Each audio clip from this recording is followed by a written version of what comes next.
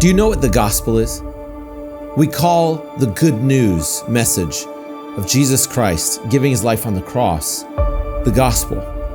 But do you know what he accomplished on the cross?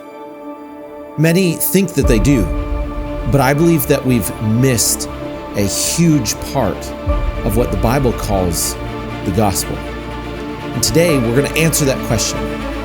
What is the gospel according to the Bible?